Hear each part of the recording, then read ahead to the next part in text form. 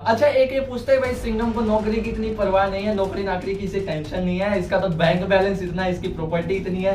अच्छा, कितनी प्रॉपर्टी, कितना बैंक बैलेंस है, लोग जानना चाहते हैं। एक सादा कभी एक बार तो मन में विचार आया होगा कि हाँ भाई चलो अब की बार सैलरी से पूरा नहीं हुआ तो यहाँ से करते हैं इंतजाम। नहीं, सिंघम को डर लगता है?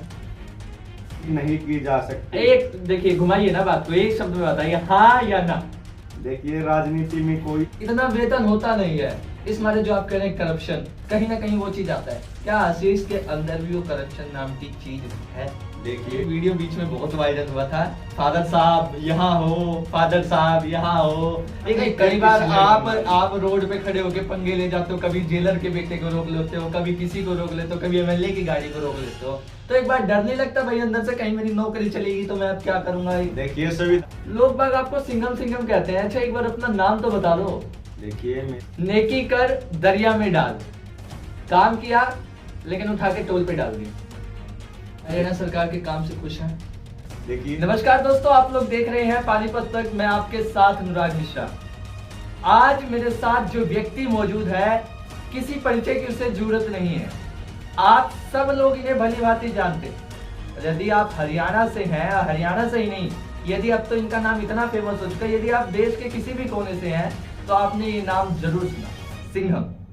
जी हाँ, सिंघम। यहाँ पर किसी फिल्म के सिंघम की बात नहीं हो रही, यहाँ पर हकीकत लाइफ के, जो रियल लाइफ के जो सिंघम है उनकी बात हो रही है। और आज हमारी टीम आपको उन्हीं सिंघम से मिलवाने के लिए लेके आई, और आज हम मिलवाएंगे आपको सिंघम से, और आपके जो प्रश्न होंगे, जो हमारे प्रश्न होंगे, आज सिंघम से वो सारे सवाल हम पूछेंगे। सबसे पहले सिंघम जी, आपका बहुत बहुत स्वागत है। थैंक यू जी। अच्छा, लोग बाग आपको सिंघम सिंघम कहते हैं। अच्छा, एक बार अपना नाम तो बता दो। देखिए, मेरा नाम है head constable Ashish Kumar, traffic police Panipat. अच्छा, सिंघम भाई साहब, आप आए पानीपत में, आए पानीपत से ऐसा क्या लगा हुआ आपको?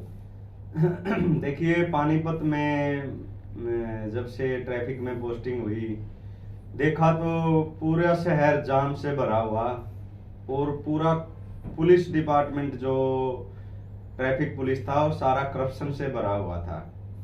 नगर निगम वो भी साइलेंट मोड पे था, बिल्कुल वे लोग बिल्कुल ही जीरो था उनका वर्कआउट। नेकी कर दरिया में डाल, काम किया लेकिन उठा के टोल पे डाल दिया। देखिए, ये तो चलो जो अधिकारी हैं उनका बनता है फर्ज, ड्यूटी कहाँ लेनी है वो अधिकारियों के हैंड ओवर में बात है हमारी। पानीपत की जनता चाहती है सिंघम वापसी पानीपत में आए। हाँ, पानीपत देखो, पानीपत जाम से भरा हुआ था, पूरे शहर को 3 से 4 महीने दिन रात लगातार ड्यूटी करके, एक भी दिन की छुट्टी ना करके, डबल ड्यूटी करके पूरे पानीपत को अतिक्रमण मुक्त किया और जाम मुक्त किया, और जो पुलिस करप्शन करती थी उसको भी बिल्कुल जीरो कर दिया शहर से। सिंघम को प्यार हरियाणा से है या पानीपत से है? देखिए, मुझे तो पूरे देश से प्यार है, ये खाली पानीपत हरियाणा ये का सवाल नहीं, मैं पूरे इंडिया से प्यार करता हूँ। अच्छा, अगर मौका मिले कभी भारत की सेवा करने, क्या सिंघम करेगा?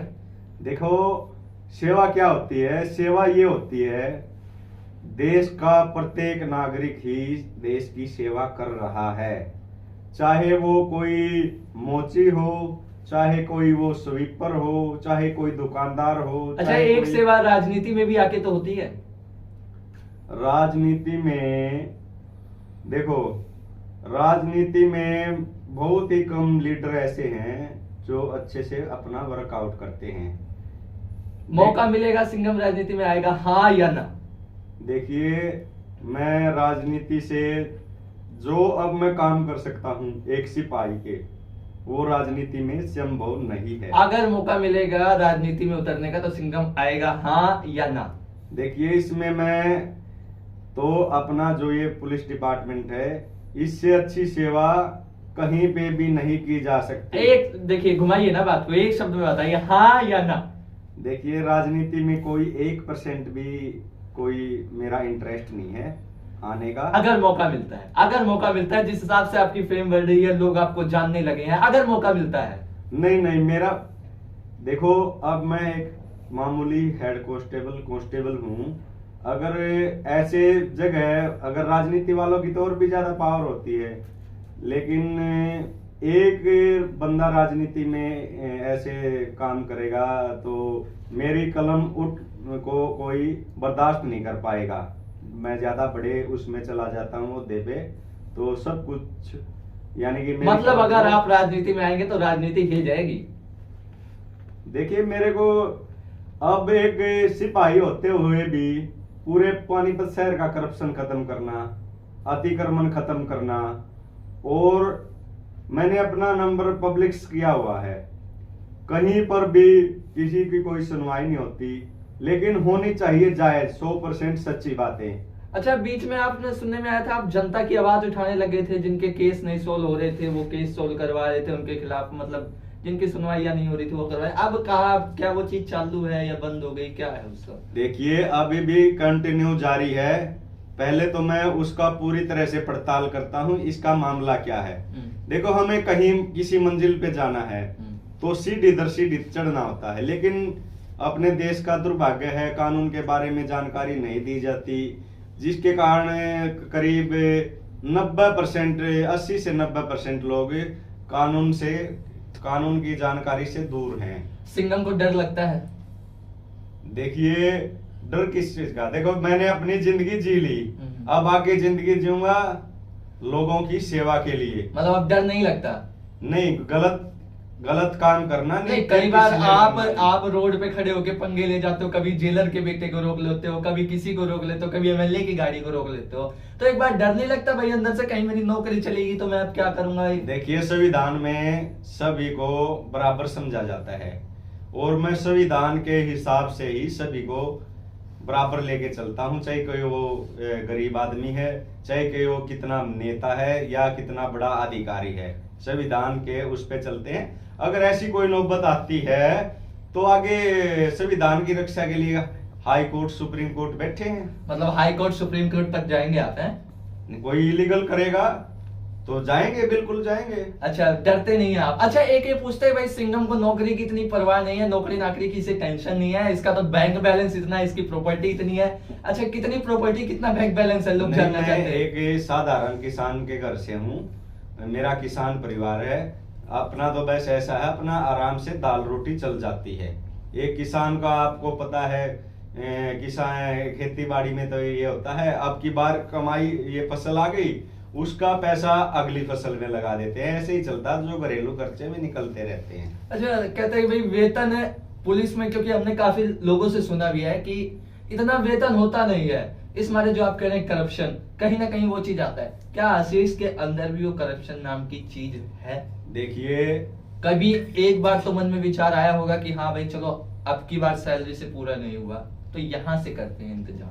नहीं, ऐसा कुछ नहीं। अपने जो ये हैं, अपनी इच्छाएं हैं, उनको कंट्रोल करना चाहिए।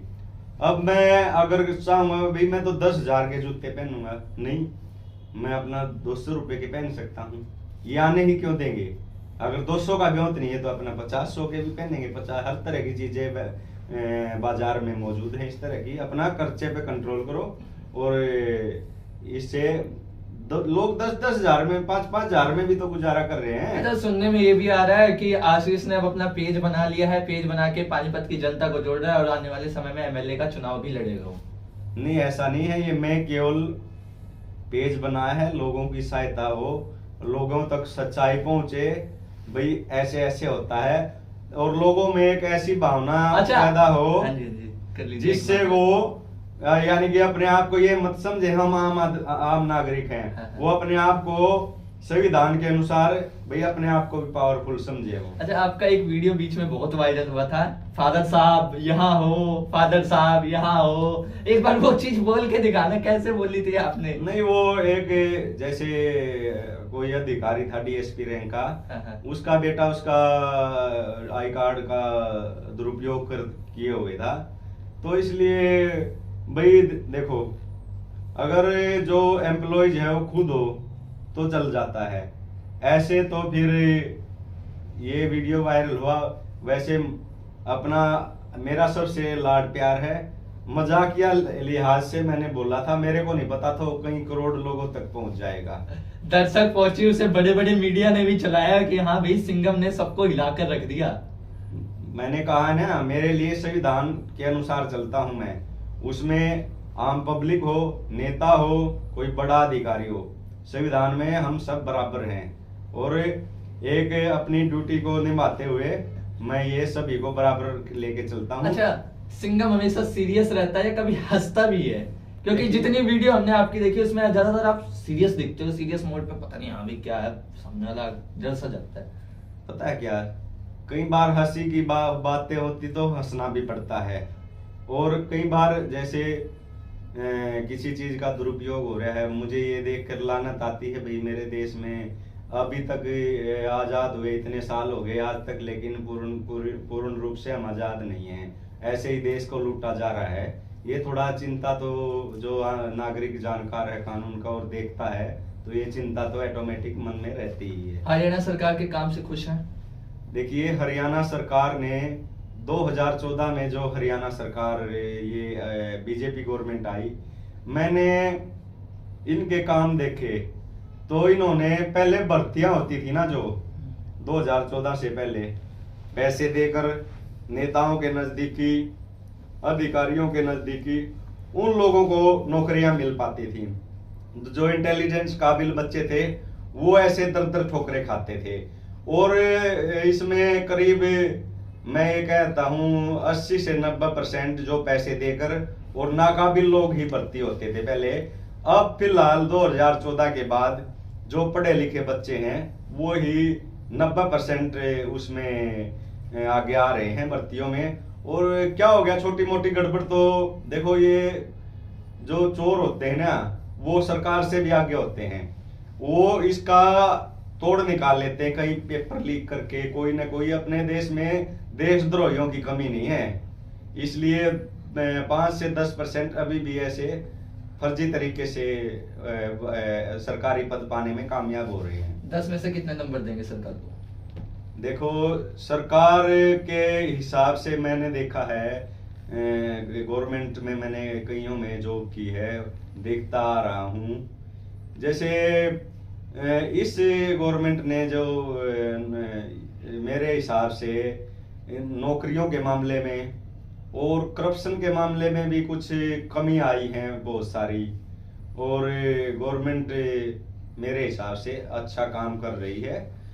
देखो, सरकार से ज्यादा अहमियत होती है जो नौकरशाही है, जो सरकारी कर्मचारी किसी भी फील्ड में, वो ही सरकार का देश को, राज्य को आगे बढ़ाने में मदद करते हैं। उन पे अगर सरकार अच्छे से कंट्रोल करे तो अपना देश सोने की चिड़िया होते। 10 में से कितने नंबर देंगे? देखिए, मेरे हिसाब से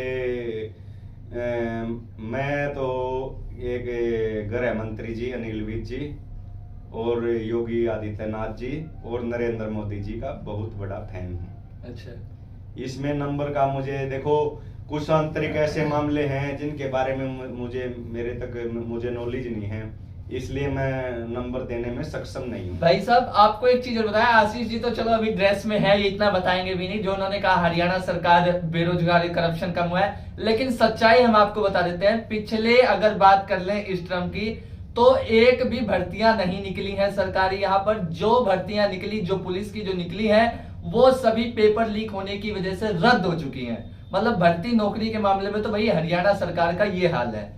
ये हालांकि देश में भाई कुछ ऊपर से भी नियम कायदे कानून होते हैं भाई सरकार के ऊपर में, क्योंकि वेतन सरकार से ही आना है भाई, सरकार की बुराई करके नहीं चल सकते। लेकिन हकीकत हम आपको बता देते हैं, सरकारी नौकरी के मामले में हरियाणा सरकार का ये हाल है। तो आज हमारे साथ हमारे इस इंटरव्यू में मौजूद थे पानीपत के हेड कांस्टेबल आशीष कुमार।